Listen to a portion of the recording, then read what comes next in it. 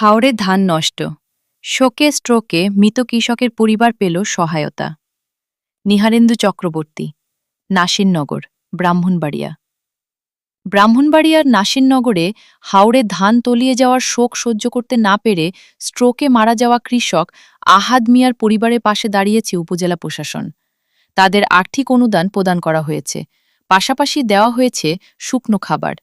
শনিবার ৩ মে স্থানীয় সংসদ সদস্য এম.এ. হান্নান নিহত কৃষকের বাড়ি গোয়ালনগর ইউনিয়নের রামপুর গ্রামে গিয়ে পরিবারের সদস্যদের হাতে অনুদানের চেক তুলে দেন। এ সময় উপস্থিত ছিলেন উপজেলা নির্বাহী কর্মকর্তা শাহিনা নাছরিন, উপজেলা কৃষি কর্মকর্তা ইমরান হোসেন, উপজেলা বিএনপির সাধারণ সম্পাদক কে.এম. বশিরউদ্দিন তুহিন, নাসিরনগর থানার সেকেন্ড অফিসার মোহাম্মদ সোহেল শিকদার সহ স্থানীয় গণ্যমান্য ব্যক্তিরা। প্রসঙ্গত, গত শুক্রবার ২ মে টানা বৃষ্টিতে নিজের ৬ বিঘা জমির পাকা ধান কাটতে শ্রমিক নিয়ে হাওড়ে যান আহাদ মিয়া, ৫৫। সেখানে গিয়ে তিনি দেখতে পান তার পুরো জমির ধান পানিতে তলিয়ে গেছে। এ দৃশ্য দেখে শোক সহ্য করতে না পেরে জমিতেই ঢলে পড়েন তিনি। পরে তার মৃত্যু হয়। তার এই মর্মান্তিক মৃত্যুতে এলাকায় শোকের ছায়া নেমে আসে।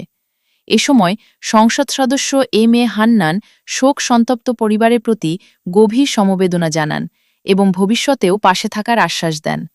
এছাড়া আরও আর্থিক সহায়তার জন্য কৃষক আহাদ মিয়ার নাম কৃষিমন্ত্রীর কাছে প্রেরণ করা হয়েছে বলে তিনি জানান। সবাইকে ধন্যবাদ। সরকারের পক্ষ থেকে আমাদেরকে নির্দেশ দেওয়া হয়েছে সকল ক্ষতিগ্রস্ত কৃষক আমাদের এই বাকি ২-৩টা ইউনিয়নে যারা আছে তাদের সকলের ক্ষয়ক্ষতির যে পরিমাণ সেটা নিরূপণ করে সরকার এটা ব্যবস্থা গ্রহণ করবে। ইতিমধ্যেই আমি আমাদের এই সংক্রান্ত যে মন্ত্রী আছে সরকারের মাননীয় কৃষিমন্ত্রীর সাথে আমরা ঘুরে ওঠার সাথে সাথে আমরা কথা বলছি।